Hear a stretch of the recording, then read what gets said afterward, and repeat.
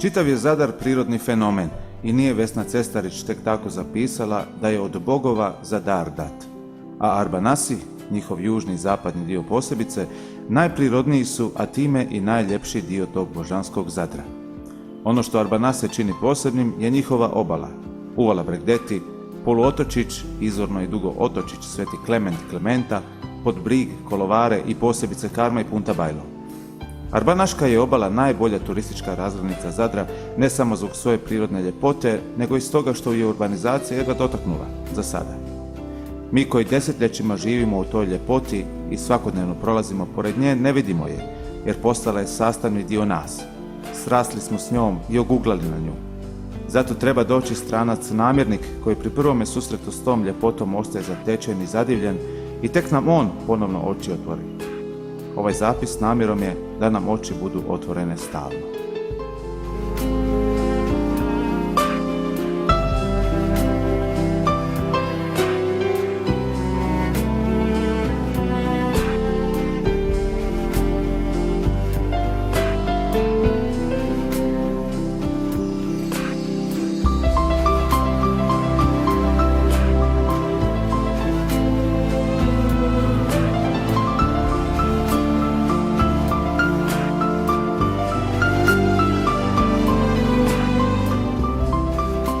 Nekad su u početku doseljenja iz pradomovine Arbanasi bili naselje 1 kilometar južno od Zadra.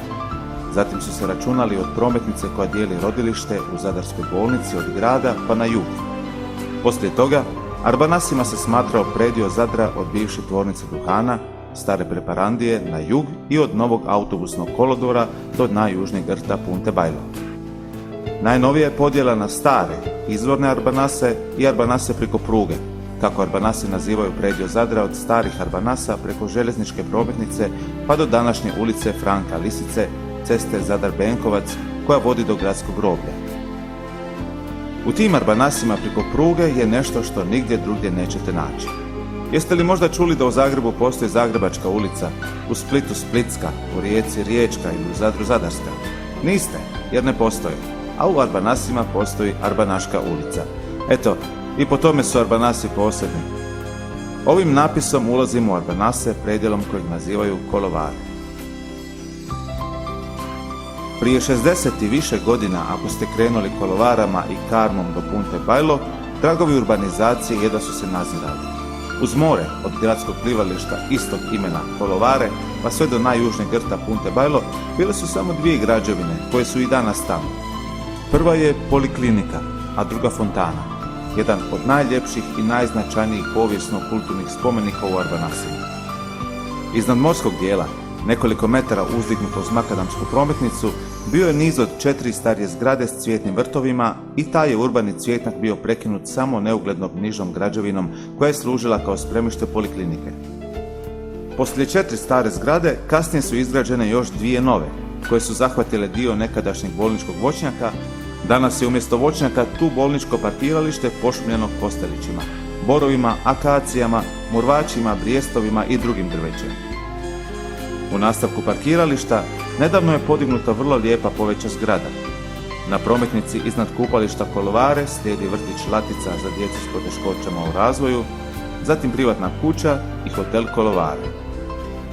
Preko puta hotela ispod bivše tvornice duhana, odnosno između nje i prometnice, su teniska igrališta u šumici različitog raslinja. Zgrade se nastavljaju lijevom stranom prometnice i zalaze 100-tinjak metara u Karmu, koja danas počinje od fontane, bar sudeći po tabli s tim natpisom. Danas su na području iznad fontane još 3 nove obiteljske kuće. Taj dio urbanizacije ničim nije narušio prirodnu ljepotu ovog predjela, koji je posljednjih godina od bazena pa do Punte Bajlo u dužini od oko 2 km najomiljenije šetalište Zadrana. Kolovare u cijelom dijelu ne spadaju u Arbanase. Uz more počinju stvari od kamene trokatnice koja graniči s područjem koje pripada bazenu. Tu su 2 plivališta, malo plivalište na samom početku Kolovara i veliko plivalište olimpijskih mjera izgrađeno 1954. godine. Čitav taj dio koji seže do zgrade poliklinike bio je nekada gusta borova šuma, a danas je oko starog dobro uklopljenog kafića ostalo samo 20 borova uz još približno toliko čempresa i drugog drveća. Gdje bazen završava, nastavlja se poliklinika, pa opet borova šuma, koja je također prorijeđena, a koja danas razdvaja polikliniku od kasnije izgrađenog uz obalu ugostiteljskog objekta na najbližem gradskom kupalištu Kolovare s uređenom pješčanom plažom i igralištima. Uz polikliniku je veliko stablo Kostelića Fafarikule, najveće na cijelom ovom području sve do najjužnijeg dijela Punte Bailo. Borova šuma od 100-tinjak stabala i onda i danas je također iznad plaže na oko 4-5 metara podignutoj prometnici sve do 3 relativno nova kafića koji su se nanizali spojivši se u cjelinu na dijelu ispod tvornice duhana, a 50 metara prije fontane. Podignuti su na strmoj obali oko 4 metra iznad mora i uvučeni uz prometnicu, a nisu narušili prijašnji izgled Kolovara. Što više, oni su ugodno svratište gdje se uz lijep vidik na Zadarski kanal i otoke može u miru i tišini popiti kavica i s prijateljima popričati i odmoriti se. Razumljivo je da uvijek novo dolazi neminovno i zamjenjuje staro. To je prirodna pojava zbog koje se ne treba žaliti. Neka promjena, ali s mjerom ukusa i poštivanjem tradicije da se ne nagrđuju prirodne ljepote iz prošlosti.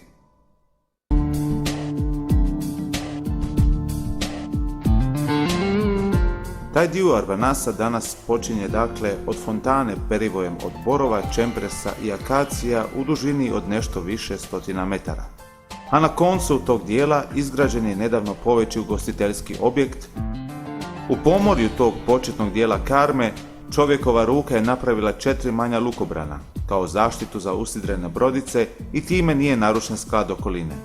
Karma se nastavlja malim usponom na kojem su 3-4 nove lijepe obiteljske kuće i zatim je više od pola kilometra puta strma obala iznad mora visoko izdignuta. Karma na arbanaškom upravo to znači. Strma obala. Taj dio Arbanasa pa sve do Podbriga najprirodniji je očuvani dio s gotovo neznatnim utjecajem urbanizacije na okoliš. Na tom prednjem dijelu karme je osnovna škola s imenom velikog Arbanasa Kruna Krstića i dobro je uklopljena u ovaj ugođaj te ga ničim ne narušava. Škola je k tome udaljena 30 metara od šetnice i oko 4-5 metra iznad nje, koja je isto toliko metara iznad mora. Tu je duboko u šetnicu uzidan i jedva primjetljiv još dobro očuvan italijanski bunker i od toga mjesta pa do krajnjeg juga Punte Bailo nema uz more nijedne građevine. Škola je prilično zaklonjena raslinjem, pa čak ni pogledu ne smeta, a kamoli okolišu. Na tlu iznad nje nekada je dugo bilo arbanaško groblje. Njegovi ostaci vidjeli su se čak do prije 30 godina. Danas je tu samostalno patica. Taj dio karme prirodni je tunel od borova čempresa. Malo naprijed prema jugu uz šetnicu je 1969. Šime Nikpalj Patin izgradio ugostiteljski objekt s bočalištem i klupama, koji je idealno uklopljen u okoliš i koji je djelovao do početka Domovinskog rata. Nakon toga je bio zapušten, a danas su njegovi ostaci lijepo uređeni. Najljepši dio karme je od toga zdanja pa skoro do Podbriga, zaštićen je od većih prometnih vozila, pa njime vlada impresivna tišina prožeta tek ugodnim oglašavanjem prirodnih čimbenika, oplemenjivana cvrkutom ptica, kricima galebova, šumljanjem mora i rijetko narušavana prolaskom pokoje ribarske barke ili glisera. Karma je minimalno urbanizirana asfaltom i željeznom ogradom na opasnim mjestima i osvjetljena je. U novije doba, na mjestu gdje se iz središta Arbanasa 100-tinjak metara iza crkve Gospe Loretske na šetnicu spušta cesta, napravljene su skaline do mora. Tu je izgrađena i mala zaštitnica za brodice, većim dijelom u suhozidu. Također je betoniran podij za improvizirano kupalište. Karmom su postavljene drvene klupe. Neke su izbočene nad strminom, neke uvučene duboko u iznad šetnice izdignuto pretežito poljoprivredno zemljište, danas većim dijelu zapušteno, pa neka svatko bira što mu odgovara. Imate ovdje zaštitu od svih nasrtaja boga Eola. Bura, koja dolazi sa sjevera od Velebita, ovdje pristup nema. Prebacuje se na Zadarski kanal. Od juga štiti izbočeni dio karme prema Podbrigu, a od tramontane škola, obiteljske kuće i borovi oko njih. Zato se na karmu dolazi šetati i odmarati, da bi počinula i duša i tijelo. Na središnjem dijelu karme prirodni je botanički vrt mediteranskog raslinja sa 100-tinjak biljnih vrsta, od stabala do lišaja. Tu su 3 vrste bora, dvije vrste crnike i čempresa, tamaris, melija, brijest, akacija, magnolija, lipa, murva, pitomi šipak, palma, pafarikula, bajan, smokva, planika, bazga, nezaobilazna maslina, naranča, limun, zatim trešnja, višnja, šljiva, maraška, amula, čak i dunja, paoleandar, fratarski papar, lovor, nešpola, javor, oskoruša. Od nižeg raslinja glog i gloginja, šipak, divlja ruža, agava brnistra, trstika, zatim ljekovite biljke lavanda, ružmarin, koromač, vrijesak, kadulja, gospina trava, majčina dušica, čuvarkuća, maslačak ili žutenica, razne penjačice i još neke biljke te više vrsta poljskog cvijeća i trava. Uz njih i flora koja se može naći u unutrašnjosti kao kupina, drača, divlji krumpir i drugo. Zelenilo raslinja, plavetnilo mora, azurni kolorit neba, kristalna čistoća zraka, impresivna strmina obale, sve to čini da ste zadovoljni i sretni što bar na trenutke možete biti dio ovog prirodnog raja. Iznad središnjeg dijela Karme dvije su obiteljske kuće, a u njihovoj blizini gradi se i treća, većih dimenzija, no što je najvažnije, nijedna od njih ne zadire u šetnicu i ne narušava prirodu. Između novogradnje i starog naselja je najveća arbanaška provalija duboka oko 9-10 metara. Dobro je zaštićena čvrstom i dugom željeznom ogradom i s njom u stvari Karma završava, jer već prvim kućama Kalmeta počinje Podbrig.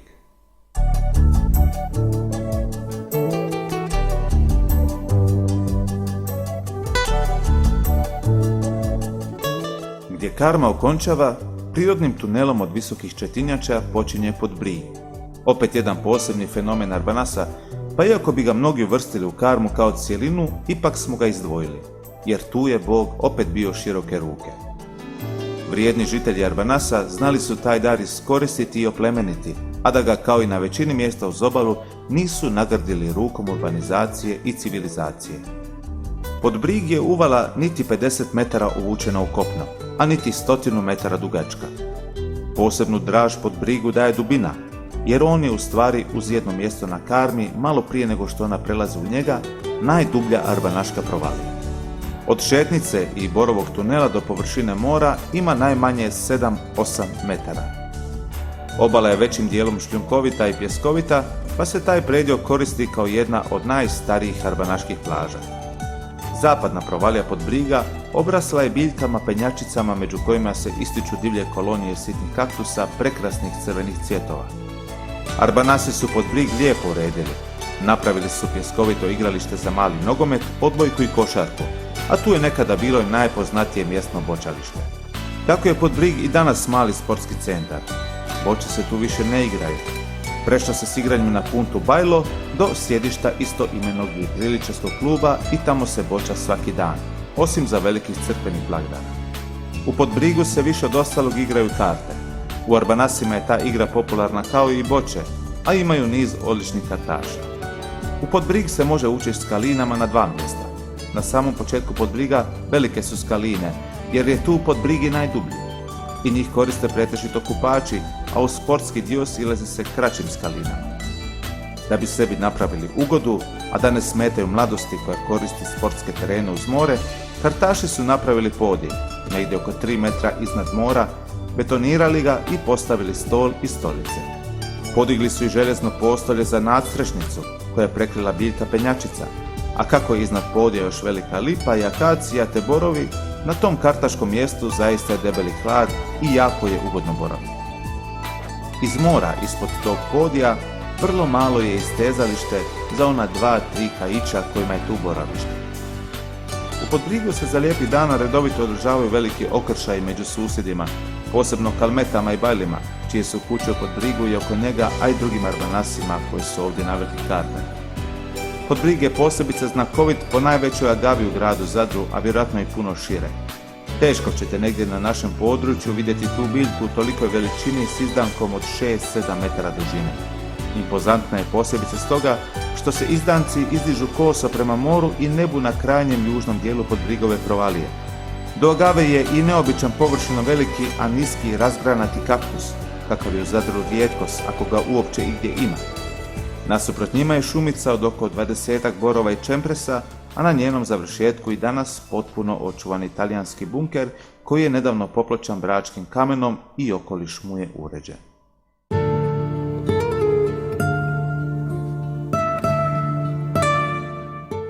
Od talijanskog bunkera prema jugu počinje Punta Bailo. Do ulaza u prekrasnu borovu šumu je oko 100 metara čistine, na čijem dijelu prema moru je neka vrsta ograde od više grmova brnistre i drače, čiji se kolutići, žuti šeširići, koriste kao lijek. Lijevo od šetnice su obiteljske kuće i maslinjak. Jeste li kada popili kavu na Punti Bailo na teraci kafića koji je smješten u središtu stare šume od oko 500 borova? Ako niste, svakako što prije to učinite u prvom redu zbog prekrasnog jedinstvenog ugođaja u ovom dijelu gradske četvrti Arbanasi.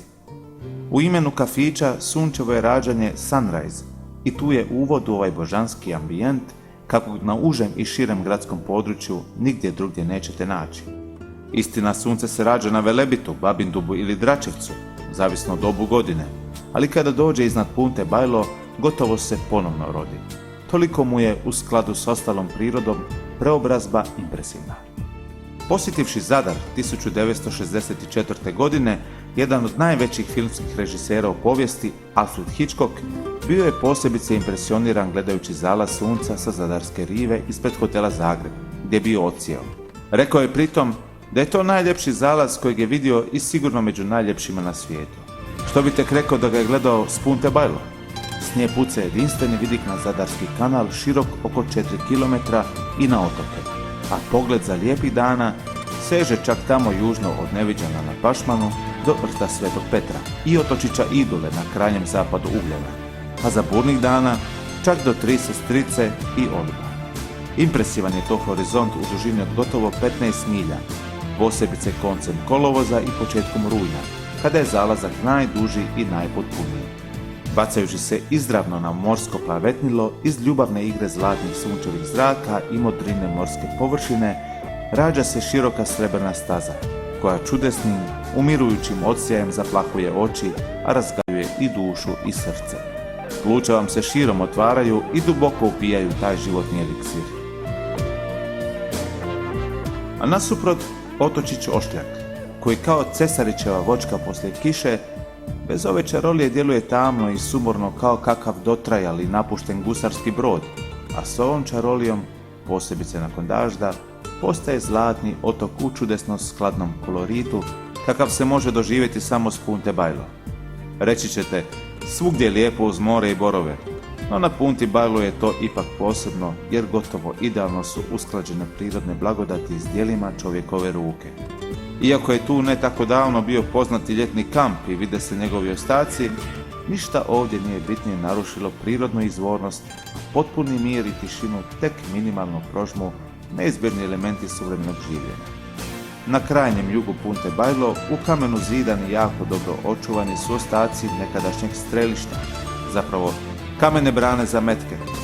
Arbanasi su taj dio zvali Bršalja i bila je tu vojna zona i poligon za gađanje.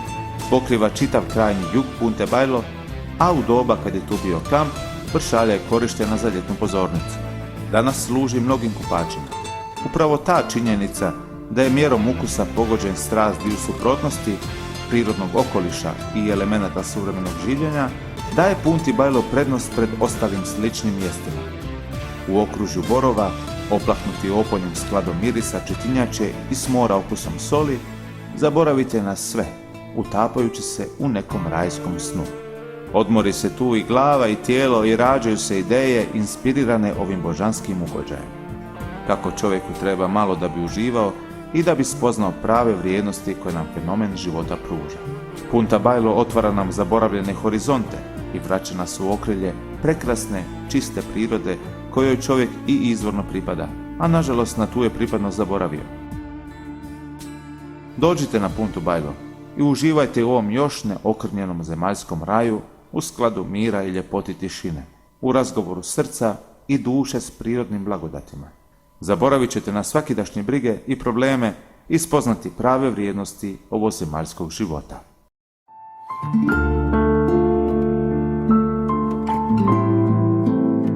Između Punte Bailo i sjeveroistočnog dijela Arbanaške obale smjestila se uvala Bragdeti.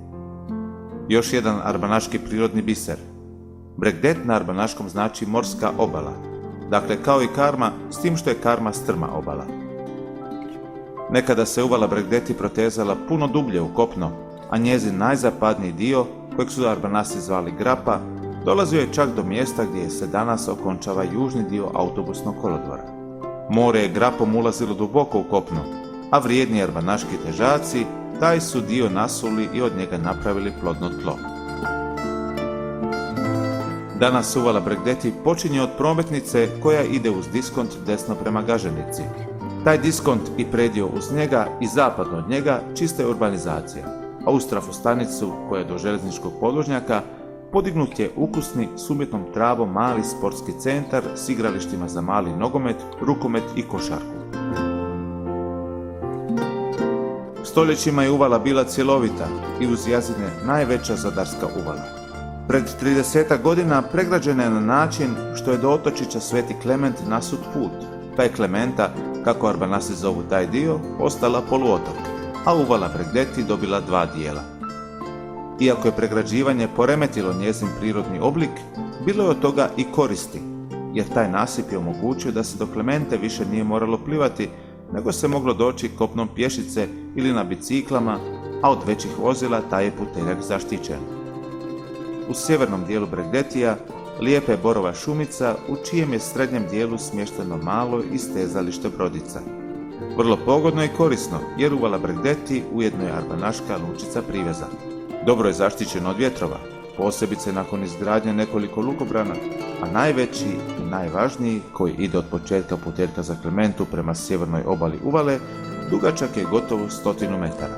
Dva su veća i jedan manji lukobran na Svetom Klementu. Cijeli zapadni dio prednjeg dijela uvale danas je industrijska zona. U donjem dijelu Bregdetija više je korisnih sadržaja. Posebice je to dječji vrtić Ribica, tik uz prometnicu i parkić preko prometnice vrtiću nasuprot, koji mu i pripada, i u kojem su sadržaji djeci za tu igru prikladni. Taj parkić je pošumljen i ozelenjen sa 100-tinjak povećih tamarisa i s još oko 20-ak većih borova, čime još ljepše i svrsishodnije djeluje. Preko prometnice izgrađene su 4 reprezentativne obiteljske zgrade koje su ugođaj uljepšale. Na kraju tog dijela uvale Bregdeti također je lukobran koji štiti na vezovima brodice tu u Sidrenu. Na njegovom početku domišljati Arbanasi izgradili su kućicu koja je starijim žiteljima omiljeno sastajalište tijekom cijele godine. Opremljena je kominom, rasvjetom, stolom i stolicama i idealna je za razbibrigu i čakulanje, dakako i za kartanje, uz ponešto bačeno na gradele. Uz kućicu napravljeno je istezalište za brodice, jer je svega 10 metara u kopnu spremište jedriličarskog kluba Punta Bailo.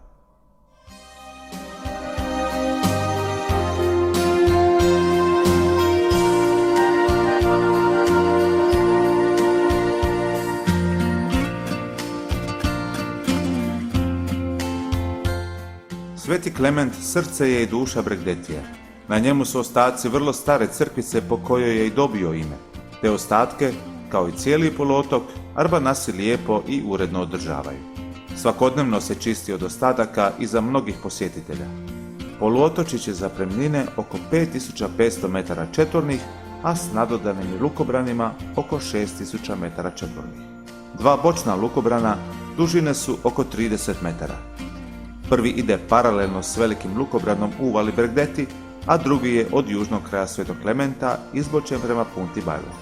Treći, istočni lukobran, upola je manji. Na sjeveroistočnom dijelu akvatorija izgrađeno je pristanište za veće brodice, u stvari mala istovarna luka s betonskim mulom.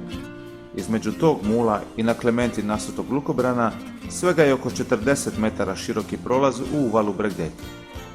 Nekad otok izgleda poveće kamene boče zalutale u more, danas sa dodacima, Sveti Klemet izgleda kao veliki fazan koji umjesto nebeskim plavetilom lebdi morskom modrinom. Arbanasi do tog dijela svoje gradske četvrti jako puno drže. Pošumili su ga borovima koji štite i od vjetrova i od sunca, a nedavno ispred Punte Bailo izgrađen je novi kameni lukobran za potrebe luke Gaženica. Dobro akvatorij Klemente zaštićuje i od jačeg vjetra s mora. Borova šumica nedavno je oplemenjena s 2 masline i 1 smokom. Na poluotočiću je postavljeno i nekoliko klupa za odmor, a čak je sazidan oko 4 metara dugi betonski stol sa isto toliko dugim betonskim klupama s obje strane stola. Tu se Arbanasi često okupljaju i feštaju, a kod njih je tako da nijedna fešta ne završi bez pjesme za koju su svi predodređeni.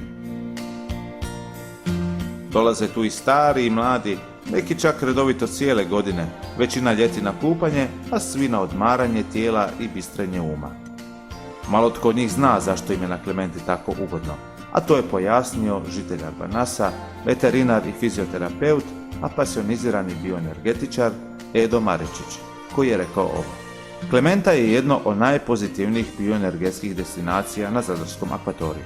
Zato kad ste najbezvoljniji i najumorniji, dođete li na Klementu proboraviti barem pola sata ili barem do 10 minuta, sve te tegobe nestaju, kao da su rukom skinute. Vraćate se svježi i odmorni.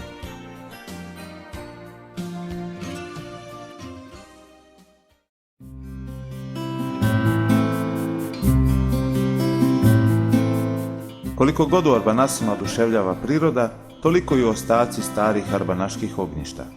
Još ih je popriličan broj, a da se ne bi trajno izgubili u nezadrživom prodoru novog urbanizirajućeg doba, pobrinuo se Bernard Kotlar, koji ih je snimio i postavio vrlo dojmljivu izložbu o njima. Ta ognjišta su također vrijedni i važni dio povijesti i integriteta Arbanasa, kako mjesta, tako i ljudi. To su ostaci građevina namijenjeni za stanovanje ljudi i stoke, s rijetkim izuzecima kao primjerice ostatak takozvane narodne apoteke. Arbanaški puk u prvim godinama doseljenja iz pradomovine u najvećoj mjeri činili su poljoprivrednici i stočari. Već tada neki su bili zanatlije, posebice kvalitetni zidari, stoga i danas u Arbanasima postoji zidarska ulica, a ribari, trgovci i gostioničari, ali temelj života naselja bili su zemljoradnja i stočarstvo.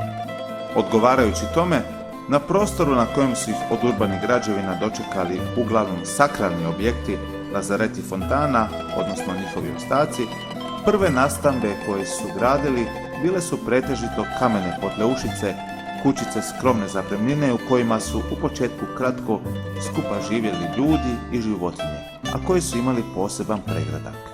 Bili su to ujedno prve nastambe, njih 70-ak, jer na tom području do dolaska Arbanasa bilo je isključivo poljoprivredno zemljište. Nije sa sigurnošću poznato jesu li sačuvani ostaci bar jedne od tih 70-ak prvih kućica iz 18. stoljeća, ali kako su gotovo svi sačuvani ostaci od kamena, iako bez krova, vjerojatno su ipak neke među ovim ostacima. Većina ostataka kućica su iz 19. stoljeća, a prve katnice iz njegove druge polovice. Naselje Arbanasi je već tada imalo 2000 žitelja, pa je razumljivo što je izgradnja nastambi uznapredovala. Na isteku 19. stoljeća u Arbanasima je, kako piše profesor dr. znanosti Šime Peričić, pregled gospodarstva u Arbanasima u prošlosti, bilo više od 380 kuća, a mnoge su bile zidane u suhozidu. Znameniti arbanaški znanstvenik dr. Kruno Krstić u knjižici Doseljenje Arbanasu Zadar piše: kućni život Arbanasa bio je sličan životu koji su provodili u staroj domovini. U početku je većina kuća bila zidana na suho, mure seko. Neke su čak bile pokrivene ševarom ili pločama od kamena. Međutim, pojedinci su bolje stajali. Počeli su graditi i kuće od žbukanih zidova, muro ili kančina, prekrivene crijepom na kat, ili kako kažu Arbanasi na kulu. Uz kuću je bio zidić za sjedenje, sidjet, kraj kuće je bilo dvorište, obori i vrt, kopušti, talijanski ortaglio. Upravo ovaj tekst daje nam za pravo vjerovati da je među ostacima starih arbanaških ognjišta sačuvana i poneka od prvih kućica, njihovi ostaci, koje su Arbanasi po dolasku na ovo područje gradili.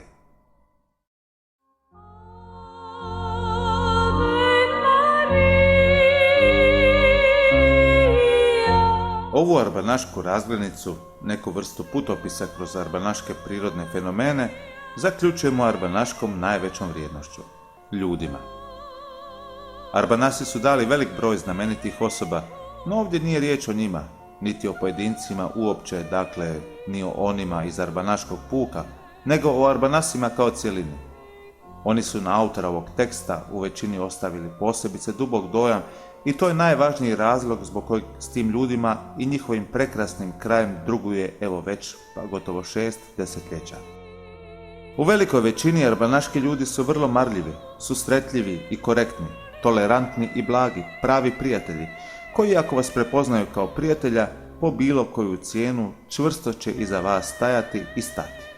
Mnogi od njih su izvrsni pjevači, što daje dodatnu vrijednost i njima i njihovoj četvrti. Nije tek tako jedan od najznamenitijih arbanasa, maestro Šime Dešpalj, isticao: druga djeca kad se rode zaplaču, a arbanaška zapjevaju. Dalmatinac san, tu sam rođen ja, plavo more zna da je volim ja, Vilusja rana, Dalmatinac san. Ovo je moj dom, tu su moji didovi, davno si drobacili, mene vezali. Kad posjećujete arbanase, nemojte propustiti bar jednu nazočnost misi u crkvi Gospe Loretske, koju arbanasi nazivaju Zonja Jon. Misi za velikih crkvenih blagdana uživat ćete ne samo u svetom trenutku, nego i u božanskom pjevu crkvenog zbora, kakav se nigdje drugdje u tom koloritu glasova ne može čuti.